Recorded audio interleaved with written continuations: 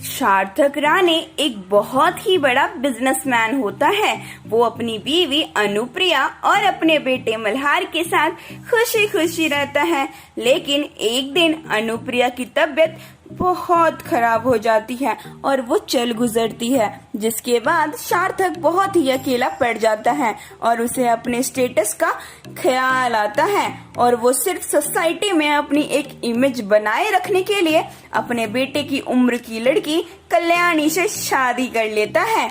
कल्याणी और सार्थक की शादी एक कॉन्ट्रैक्ट होती है, जिससे कल्याणी को सिर्फ पैसे चाहिए होते हैं और सार्थक को सोसाइटी में अपनी एक इमेज। शादी के बाद कल्याणी बहुत ही अकेले पड़ जाती है, क्योंकि सार्थक पूरा दिन अपने काम में ही बिजी रहता था और मल्हार पूरा दिन अपने कॉलेज की पढ़ाई में। बेचारी कल्याणी पूरा दिन घर में अकेले रहती थी। एक दिन कल्याणी सार्थक से कहती है, क्या तुम मुझे अपना थोड़ा सा वक्त नहीं दे सकते? तब सार्थक कहता है, याद है ना तुम्हें, हमारी शादी एक कॉन्ट्रैक्ट थी, इसके अलावा कुछ नहीं। और वो इतना कहकर वहाँ से चला जाता है। फिर कल्याणी अपने अधूरेपन की वजह से रोने लगती है।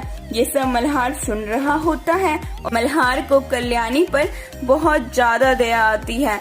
कुछ दिनों बाद मल्हार अपने कॉलेज की तरफ से कैंपिंग के लिए जा रहा होता है, तो वो कल्याणी से पूछता है, कल्याणी क्या तुम मेरे साथ कैंपिंग के लिए चलोगी? तब कल्याणी कहती है, तुम मुझे कल्याणी क्यों बोल रहे हो? मैं तो तुम्हारी माँ हूँ ना।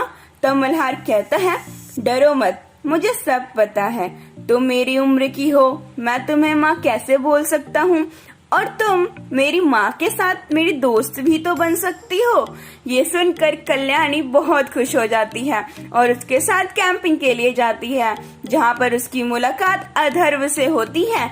मल्हार कहता है, ये मेरे बचपन का दोस्त अधर्व है और तीनों साथ में खूब मस्ती करते हैं।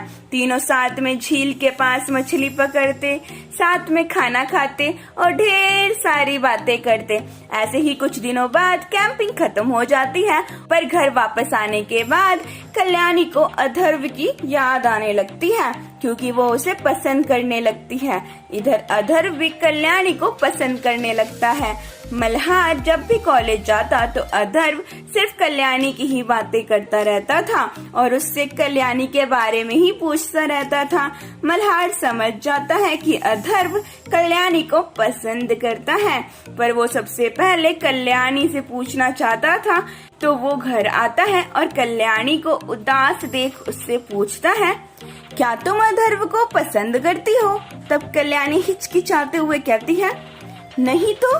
तब मल्हार कहता है, डरो मत, अगर उसे पसंद करती हो तो मैं तुम्हारी और अधर्व की शादी करवा दूंगा। तब कल्याणी कहती है, नहीं, ऐसा कभी नहीं हो सकता।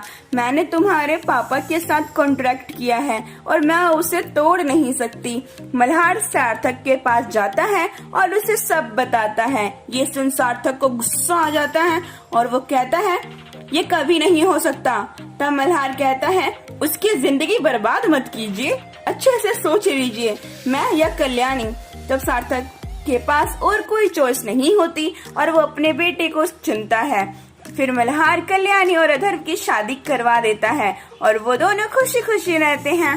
दोस्तों, आपको हमारी स्टोरी कैसी लगी हमें कमेंट करके जरूर बताएं और वीडियो को लाइक शेयर जरूर करें। और जिसने हमारे चैनल को सब्सक्राइब नहीं कर रखा है वो सब्सक्राइब करना ना भूलें।